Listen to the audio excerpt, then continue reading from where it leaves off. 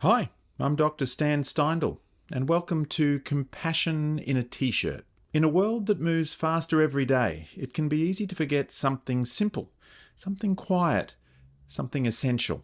Have we forgotten how to care? Not just for causes or movements or the planet, though those matter deeply. I mean care in its most personal form. One human being reaching out to another. A gentle hand on a shoulder, a kind word in a tense moment, the willingness to slow down and say, I see you. And yet, compassion has always been with us. It's been the thread running through our shared human story, whispered in sacred texts, etched into philosophy, and echoed in the hearts of people from every age. Let's follow that thread. Over 2,000 years ago, Aristotle suggested that the highest human good is eudaimonia, a kind of flourishing that comes not from wealth or pleasure, but from virtue, from living well with others, from practicing wisdom, courage, and yes, kindness. He might not have used the word compassion the way we do now, but the spirit was there. To live a good life, he said, is to contribute to the good life of others. And then there was Seneca, the Stoic philosopher, who reminded us wherever there is a human being, there is an opportunity for kindness. The Stoics didn't see compassion as a weakness, they saw it as a strength, the kind that comes from choosing how we respond to suffering, even our own. And across the world, Confucius offered this guidance: do not do to others what you do not want done to yourself. The golden rule. And yet how often do we forget it? When stress rises, when fear flares, when our threat system takes the wheel. These ancient voices didn't always agree on politics or the cosmos or what lies beyond death, but they did seem to agree on this, that a life well lived involves care, connection, contribution, and perhaps compassion was already quietly at work, long before we had a name for it. As we move forward through history, the thread of compassion begins to weave itself into sacred stories, tales not just of belief, but of human suffering and the longing to ease it. In the Christian tradition, one of the most well-known parables is that of the Good Samaritan. A traveller is beaten and left on the side of the road. Others pass him by, but the Samaritan, a stranger, even an outsider, stops. He tends to the man's wounds, carries him to safety, and pays for his care. The message? Compassion isn't about who deserves it, it's about who needs it.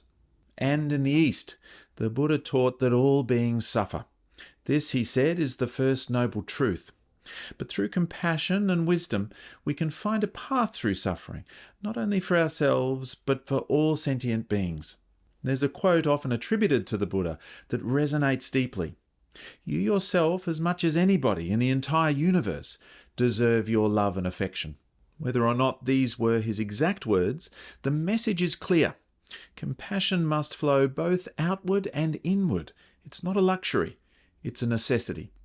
Rumi, the 13th century Sufi mystic, put it this way: be a lamp or a lifeboat or a ladder. Help someone's soul heal. Light, safety, support. He understood that compassion is not only a feeling, it's an action. And in a time of great upheaval, the medieval Christian mystic Julian of Norwich offered this quiet assurance: all shall be well, and all shall be well, and all manner of things shall be well. She wasn't naive. She lived through plague and loss. Her words weren't denial, they were devotion. A promise that even in the darkest times we can hold on to love. So whether we call it agape, karuna, rama, or simply kindness, compassion has been central to the world's great spiritual traditions. Not just as doctrine, but as practice, as a way to be with one another through all life's difficulties. And that brings us to today, or rather to the bridge between ancient wisdom and modern science. Because compassion, it turns out, isn't only a spiritual value, it's a biological necessity. In more recent centuries, the thread of compassion took on a new shape. As the Enlightenment unfolded, philosophers like David Hume and Adam Smith began to explore the roots of morality, not as divine commandments or rational deductions, but as something closer to the heart. Hume argued that we are guided more by sympathy than by reason, that when we see suffering, we feel it too. He wrote, "The minds of men are mirrors to one another." And Adam Smith, more famous for economics than ethics, believed that our capacity to imagine the feelings of others, what he called fellow feeling, is the true foundation of morality. Even Immanuel Kant, stern as he seemed, recognised the importance of nurturing compassionate feelings. Though he insisted we must act from duty, not emotion, he admitted that warm-heartedness can support and sustain our moral commitments. But it was in the 20th century that compassion would face its greatest tests and its deepest revelations. In the aftermath of the Holocaust, Viktor Frankl, a survivor of Auschwitz, wrote these words, "Suffering ceases to be suffering at the moment it finds meaning." He believed that even in the darkest places we could choose our response, that we could suffer with purpose, and in doing so discover what it means to be fully human. And now in our time, compassion is no longer just a virtue. It's a field of study, understood as a biological imperative and evolved strategy for survival and well-being. Clinical psychologist Paul Gilbert, founder of compassion-focused therapy, offers a striking insight. Compassion is not a weakness. It is a courageous commitment to face suffering, to understand it, and to act to alleviate it, whether that suffering is in ourselves or in others. Gilbert teaches that compassion is not tied to just one emotional tone or feeling. In fact, it can be textured with courage, anger, sadness, urgency, even fear.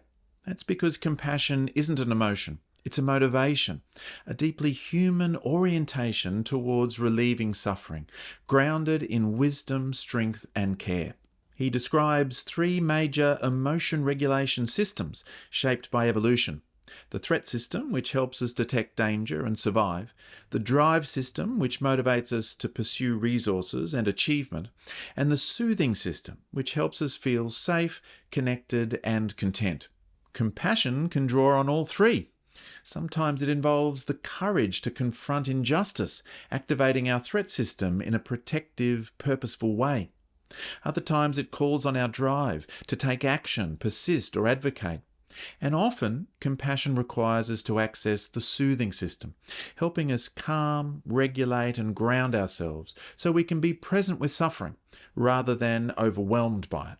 Through Gilbert's work and the growing science of compassion, we're learning that compassion isn't soft, sentimental, or indulgent. It's a psychologically sophisticated process, vital for healing trauma, reducing shame, and building resilience. And perhaps for building a better world. Sometimes the clearest way we understand compassion is through fiction.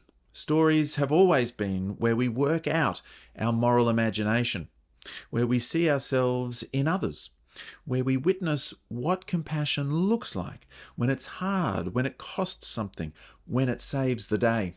Take Les Miserables, for example, Victor Hugo's sweeping tale of justice, redemption, and mercy. The moment when Bishop Myriel offers silver candlesticks and forgiveness to Jean Valjean, a convicted thief who just robbed him, is one of the most powerful acts of compassion in literature. Not because it was deserved, but because it was needed. Or think of Atticus Finch in To Kill a Mockingbird, standing alone in the courtroom, defending a black man wrongly accused. He models quiet courage in the face of hatred. His advice to his daughter Scout: you never really understand a person until you consider things from his point of view, until you climb into his skin and walk around in it. Stories like these don't just entertain us, they train us. They invite us into empathy, into fierce fairness, into standing up or reaching out or saying, "I forgive you," when it would be easier not to. Even children's films do this, perhaps better than we expect. In Inside Out, we follow the emotions inside a young girl's mind, and in the end, what saves her isn't joy, but sadness. It's when another character sits with her suffering, doesn't try to fix it, just feels it with her, that healing begins. That's compassion, Pixar style. Or in Paddington 2, yes, I'm going there. The entire story is a lesson in kindness. Paddington Bear meets cruelty with care, cynicism with marmalade, And by the end, even the hardest hearts begin to soften. These stories remind us that compassion is never outdated, never too small, and often never louder than a whisper. And maybe that's exactly what makes it so powerful. So here we are, from ancient Greece to the Stoics, from temples and monasteries to Enlightenment salons and modern clinics, from Valjean and Scout to Paddington and sadness. The thread of compassion has never really gone away. It just gets tangled sometimes. The world today is noisy, it's fast, it can feel overwhelming, even hopeless. But here's the thing, we don't need to fix everything. We just need to respond gently, consistently, from that place in us that still knows how to care. Paul Gilbert reminds us that compassion is not soft or sentimental. It's courage in action. It's the motivation to alleviate suffering, ours and others, with wisdom, strength and commitment. The Dalai Lama puts it simply, if you want others to be happy, practice compassion. If you want to be happy, practice compassion. So maybe today it's a text you send, a meal you make, a moment you pause to breathe and soften towards yourself. Because compassion doesn't need to be grand. It just needs to be real. And every time you choose it, even in the smallest ways, you continue the story. You keep the thread alive. Act as if what you do makes a difference, wrote William James. It does. So thank you for being here. And maybe, just maybe, take a moment today to follow that thread right where you are.